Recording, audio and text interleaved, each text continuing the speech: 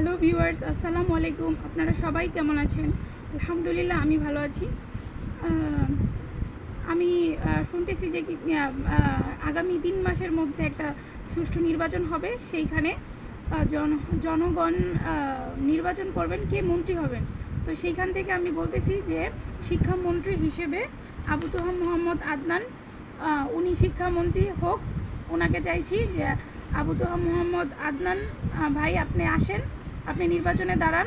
এবং আপনি শিক্ষামন্ত্রী হিসেবে বলছিলেন যে আপনি শিক্ষার যে প্রক্রিয়া, ওইখানে আপনি বিনা পারিশ্রমিকে বলছিলেন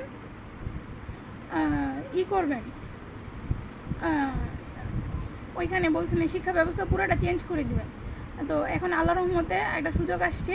তা আপনাকে ভবিষ্যৎ শিক্ষামন্ত্রী হিসেবে দেখতে চাই। মোহাম্মদ আবু তোহা আদনান ভাই, আপনি আসেন, নির্বাচনে দাঁড়ান। ইনশাল্লাহ আমরা সবাই, ছাত্র জনতা সবাই, অভিভাবক সবাই আছি, যারা এই অতীতের শিক্ষা ব্যবস্থা নিয়ে যারা ক্ষুব্ধ, যারা পছন্দ করতেছি না যে অতীতের শিক্ষা ব্যবস্থাটা ভালো, তারা অবশ্যই আমরা সবাই আপনাকে ভোট দেবো। ইনশাল্লাহ আপনি ভবিষ্যতে জয়ী হবেন এবং আপনাকে আমরা শিক্ষামন্ত্রী হিসেবে দেখতে চাই। মোহাম্মদ আবু তোহা আদনান ভাই, আপনি আসেন।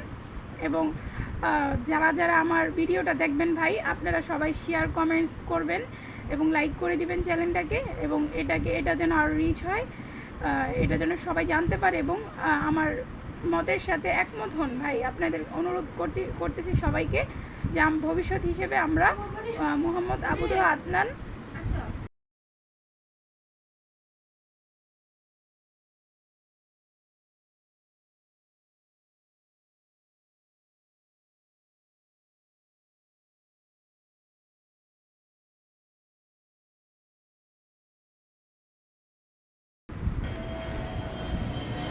মোহাম্মদ আদনান ভাইকে শিক্ষামন্ত্রী হিসেবে চাচ্ছি।